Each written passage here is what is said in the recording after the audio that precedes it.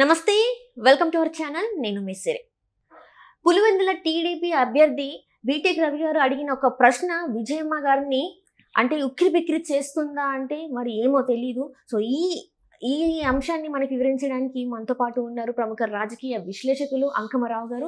నమస్కారం సార్. నమస్తే సిరి గారు. సార్, బీటెక్ రవి గారు అడిగిన ఒక ప్రశ్న విజయమ్మ గారిని ఉక్కిరి బిక్కిరి చేస్తుంది అంటే అసలు ఎలాంటి ఆన్సర్ చెప్పాలో తెలియని పరిస్థితుల్లో పెట్టింది ఆ ప్రశ్న అని చెప్పేసి మనకి వార్తలు వస్తున్నాయి. నిజంగానే మరి తను అడిగిన ప్రశ్న ఏంటంటే కొడుక కూతురా, లేకపోతే వివేకానంద రెడ్డి గారిని హత్య చేసిన ఆ మనిషి వైపా, ఈ ముగ్గురులో ఏ వైపు అన్నట్టుగా తను ఒక ప్రశ్ననైతే సంధించడం జరిగినట్టు మనకి వార్తలు ఉన్నాయి. సో అసలు మరి దీన్ని అసలు ఎలా చూడాలి మనం? ఇప్పుడు విజయమ్మ గారికి నిజంగానే అగ్ని పరీక్ష. కొడుక కూతురా అనే దాంట్లో తెలుసుకోవాలి. ఆమె కూతురు వైపు ఉందనుకోండి ధర్మ వైపు ఉందని చెప్పని భావిస్తారు. కొడుకు వైపు ఉందనుకోండి ఒకవేళ దీంట్లో ఆమె ప్రమేయం కూడా ఉందని చెప్పని భావిస్తారు. అంతే కదా. మరి కొడుకు వైపు ఉంటే ఇప్పుడు కొడుకు హంతకుల వైపు ఉన్నాడు అని చెప్పని కూతుళ్ళు చెబుతున్నారు, హంతకులను రక్షిస్తున్నాడు అని కూతుళ్ళు చెబుతున్నారు, రక్తపు మరక అంటిన పార్టీ అని చెప్పని కూతుళ్ళు చెబుతున్నారు. రేపు గనక వీళ్ళు అధికారంలోకి వస్తే రాష్ట్రం మొత్తం ఇట్లానే తయారైద్దని చెప్పని కూతుళ్ళు చెబుతున్నారు. మరి ఇంతమంది చెబుతున్న తర్వాత కూడా కొడుకు మీద ప్రేమతోటి కొడుకు వైపు గనక వెళ్ళింది అంటే, కొడుకు గురించి మాట్లాడింది అంటే, కొడుకు పార్టీని గెలిపించండి అని చెప్పి గనక అంటే అది నిస్సందేహంగా ఆ ప్రభావం ఆమె మీద కూడా పడుతుంది. అదే విషయం రవి గారు చెప్పడం కూడా జరిగింది. కాబట్టి మీరు ఇట్లా ఎవరికల్లి ఉండారు తేల్చుకోండి. మీరు ఎవరికల్లి మాట్లాడబోతున్నారు? కూతురుని కాపాడుకోబోతున్నారా లేకపోతే కొడుకుని కాపాడుకోబోతున్నారా? లేదంటే మీరు కొడుకును కాపాడుకుంటే నిస్సందేహంగా వివేకానంద రెడ్డి గారిని చంపిన హంతకులు ఆ పార్టీలోనే ఉన్నారు కాబట్టి వాళ్ళని ముఖ్యమంత్రి గారు కాపాడుతున్నారు కాబట్టి, ముఖ్యమంత్రి గారి ప్రమేయంతో జరిగింది కాబట్టి మీరు వైఎస్ వివేకానంద రెడ్డి గారి హత్యని సమర్థిస్తున్నారా? రేపు పొద్దున ఈ ప్రశ్నలన్నీ ఉత్పన్నం అవుతాయి కదా, సమాధానం చెప్పుకోవాల్సింది ఆమె కదా. అంటే ఇక్కడ కొడుకు మీద ఉన్నటువంటి ప్రేమ వీటన్నిటికీ సమాధానం చెప్పాల్సి వస్తుంది. లేదు కూతురు కలిసి నిలబడింది అనుకోండి, ధర్మం కలిసి నిలబడిందని చెప్పని ప్రజలు కూడా భావిస్తారు. మరి నిజంగా విజయమ్మ గారు కొడుక కూతురా అంటే మరి బయటకు వచ్చి చెప్పే అవకాశం ఉందంటారా ఇప్పుడున్న పరిస్థితులలో? నాకు తెలిసినంత వరకు ఆమె కొడుకు కల్లే ఉంటుందని భావిస్తున్నాను నేను. అంటే కొడుకు మీద ఉన్నటువంటి అపారమైన ప్రేమ ఆమెకి. కానీ ఇప్పుడు చూస్తున్నట్టే ఇన్ని రోజుల నుంచి వెళ్ళి షర్మిల గారితోనే మనం చూసాం, అసలు ఎక్కడ కూడా జగన్మోహన్ రెడ్డి గారితో కనిపించలేదు. అండ్ ఇక్కడ హైదరాబాద్లోకి వచ్చినాక కూడా షర్మిల గారు విజయమ్మ ఇక్కడే ఉన్నారు, ఎప్పుడు కూడా తన దగ్గర లేరు కదా. మరి అక్కడ మనం అర్థం చేసుకోవచ్చు కదా మరి షర్మిల సైడ్ ఉన్నారేమో అని. దానికి సామధాన భేద దండోపాయాలన్నీ ఉపయోగిస్తున్నారు జగన్మోహన్ రెడ్డి గారు.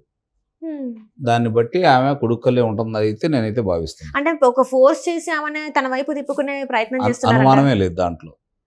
అంటే ఇక్కడ చూస్తున్నట్టు మీరు అలా చెప్తుంటే నాకు ఒక డౌట్ ఏమొస్తుందంటే, ఇక్కడ విజయమ్మ గారికి కూడా ఏమన్నా మరి ప్రాణహాని ఉందనుకోవాలా ఎట్లా?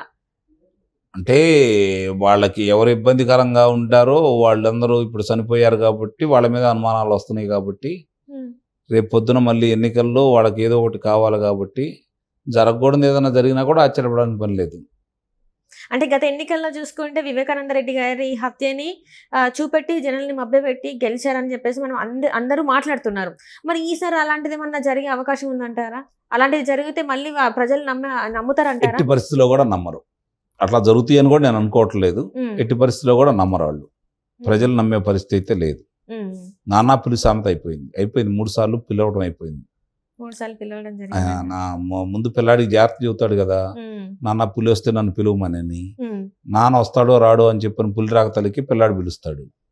మొదటిసారి పిలిచినప్పుడు దండిస్తాడు, ఏంటంటే మీరు వచ్చి తల్లికి వెళ్ళిపోయింది అంటాడు. రెండోసారి కూడా పిలుస్తాడు, పులి ఉండదు అక్కడ. అట్లానే మూడోసారి పిలుస్తాడు. వాడు 2 సార్లు అబద్ధం ఆడాడు కాబట్టి నిజంగా వచ్చి ఉండదు, మూడోసారి అని చెప్పని తండ్రి ఇంటికి ఆయన పని ఆయన చేసుకుంటా ఉంటాడు. నిజంగా పులి వచ్చింది, పిల్లాడిని తినేసింది. ఇవాడు కూడా పరిస్థితి అంతే. అంటే ఇప్పుడు జగన్మోహన్ రెడ్డి గారికి విజయమ్మ గారు సపోర్ట్ చేస్తే ఇప్పుడు వివేకానంద రెడ్డి గారి హత్య కేసుకి సపోర్ట్ చేసినట్టే కదా. ఇప్పుడు ఎవరైతే అవినాష్ రెడ్డి గారు ఉన్నారో ఆయనని ఆల్రెడీ ఆయన మీద చాలా అభియోగాలు ఉన్నాయి, ఆయననే చేపించారని కూడా అంటున్నారు. అప్పుడు వీళ్ళకి అందరికీ సపోర్ట్ చేస్తున్నట్టే కదా. ఆమె సపోర్ట్ చేసినా చెయ్యకపోయినా జగన్మోహన్ రెడ్డి గారికి ఆమె కనుక ఇంటింటా ప్రచారం చేసినా కూడా అదనంగా ఒక ఓటు అయితే రాదు. ప్రజలైతే సిద్ధంగా ఉన్నారు. ఆమె అబాసుపాలైద్ది.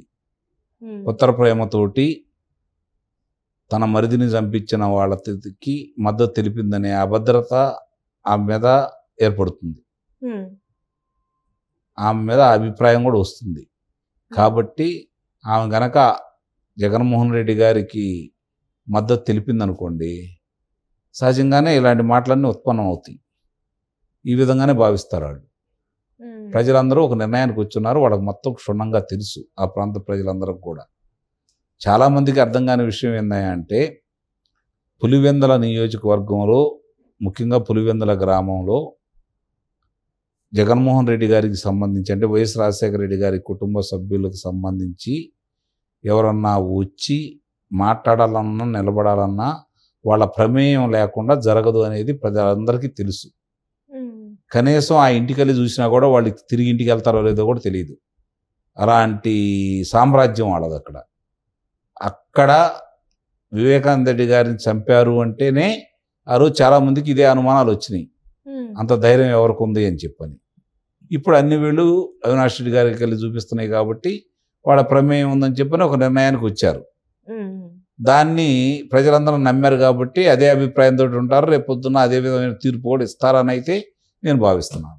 అంటే ఇప్పుడు బీటెక్ రవి గారు అడిగిన ఈ ప్రశ్నకి విజయమ్మ గారు మరి బయటకు వచ్చి ఆన్సర్ చెప్పే అవకాశం ఉందంటారా? చెప్పరు. చెప్పాల్సిన పని లేదు ఆమెకి. చాలా మంది చాలా ప్రశ్నలు అడుగుతూ ఉంటారు. అన్నిటికీ సమాధానాలు ఎందుకు చెబుతారు? అంటే ఇప్పుడు ఎన్నికలు దగ్గర పడుతున్నాయి కదా, ఎందుకంటే ఇన్ని అభియోగాలు వాళ్ళ పైన పడుతున్నాయి, జగన్మోహన్ రెడ్డి గారి మీద పడుతున్నాయి. హంతకులకి కాపలా కాస్తున్నారు. ఆ ముఖ్యమంత్రి అయ్యుండి బాబాయ్ హత్య కేసులో ఇంతవరకు ఒక పురోగతి సాధించలేదు అని చెప్పేసి మాట్లాడుతున్నారు. మరి ఇలాంటి టైంలో మరి విజయమ్మ గారు బయటకు వచ్చి మాట్లాడితే ఏదో ఒకటి తేలిపోతుంది కదా, ప్రజలు కూడా అదే కోరుకుంటున్నారు కదా. ఆ మాట్లాడినా మాట్లాడకపోయినా తేలిపోయింది, ప్రజలందరికీ అర్థమైపోయింది. ఇప్పుడు ఆ మాట్లాడితే ఎంత, మాట్లాడకపోతే ఎంత, దాని గురించి ఎవరు పట్టించుకోవట్లా. కాకపోతే ప్రస్తుతానికి వాళ్ళు హడావుడిగా ఏదో ఆమె వస్తే ఏదో ఇట్లా ఎందుకు ఎవరికెళ్ళి మాట్లాడేది అనే దాని గురించి చర్చే తప్ప ప్రజలందరికీ తెలిసిపోయింది కదా. ఎవరైనా సామాన్యుడైనా సరే, కనీసం ఒక ఇన్స్పెక్టర్ స్థాయి అతనైనా సరే దీన్ని ఎప్పుడూ ఛేదించేవాళ్ళు. చంపిన అతను నేను చంపానని చెబుతున్నాడు కదా, పరాళ్ళు చంపించారని చెబుతున్నారు కదా. అది చంపించారా లేదా తెలుసుకోండి. దేవుడికి తెలుసు అంటే, ఇక్కడ ప్రజలకు తెలుసు అంటే, అక్కడ ఉన్నటువంటి పులివెందుల ప్రజలు మీరు ఒకలే కదా. అంటే మీకు కూడా తెలుసు కదా. తెలిసి నిజం ఏందో చెప్పండి, ఎవరు చంపించారు? దానికి సమాధానం ఉందా ముఖ్యమంత్రి గారి దగ్గర? లేదు. విజయమ్మ గారు అయినా అదే పరిస్థితి కదా. కుటుంబం మొత్తం మరి హంతకుల్ని కాపాడుతుందా సార్ మరి ఇక్కడ ఈ విషయంలో? రేపు విజయమ్మ గారు కనుక వైఎస్ జగన్మోహన్ రెడ్డి గారి తరపున ప్రచారం చేస్తే నిజమే అనుకుంటారు, కాపాడుతుందని అనుకుంటారు. అంటే ఇప్పటి వరకు జగన్మోహన్ రెడ్డి గారు కాపాడారు, ఇప్పుడు విజయమ్మ గారు కూడా కాపాడుతుందని అనుకుంటారు. దీన్ని అసలు ఎలా చూడాలి సార్? అంటే ఇంత జరిగినా కూడా ప్రజలు మరి ఈసారైనా మరి కళ్ళు తెరిచి ఓటు అనేది ఎవరికి వేయాలో వాళ్ళకేస్తారా, లేకపోతే ఇంకా గుడ్డిగా వాళ్ళనే నమ్మి వాళ్ళకి ఓటేస్తారంటారు? అక్కడ ఎట్లా ఉంది అసలు?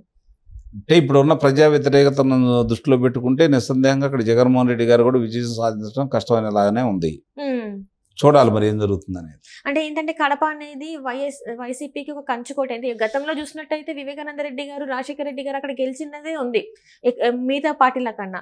సో ఈసారి మరి గెలిచే అవకాశం లేదంటే, ఎందుకంటే కాంగ్రెస్ నుంచి వెళ్ళి షర్మిల గారు కూడా పోటీ చేస్తున్నారు. మిగతా పార్టీలు కాదు, 1978 నుంచి ఇప్పటి వరకు వైఎస్ఆర్ రాజశేఖర రెడ్డి కుటుంబాలకే ఉంది. అవును సార్. కాబట్టి వేరే వాళ్ళు ఊరు గెలవాల. అంతకుముందు కాంగ్రెస్ గెలిచింది, ఇప్పుడు వైఎస్ఆర్సీపీ గెలుస్తుంది. 2 పర్యాయాల నుంచి అంటే 3వ పర్యాయం ఇది. అంటే ఆ రోజు ఉప ఎన్నికల్లో వాళ్ళ అమ్మగారు గెలిచారు వైఎస్ఆర్సీపీ పార్టీ నుంచి. తర్వాత 2 సార్లు జగన్మోహన్ రెడ్డి గారే గెలిచారు కదా. కాబట్టి ఇక్కడ ప్రజలు కూడా ఏమనుకుంటున్నారంటే, వీళ్ళ మీద ప్రేమ ఉంటే విజయమ్మ గారిని మళ్ళీ లోక్సభ సభ్యురాలుగా గెలిపించుకునేవాడు, షర్మిల గారికి కూడా మళ్ళీ ఏదో ఒకటి ఇచ్చేవాడు, కనీసం వాళ్ళిద్దరు ఒకరికన్నా ఇచ్చేవాడు.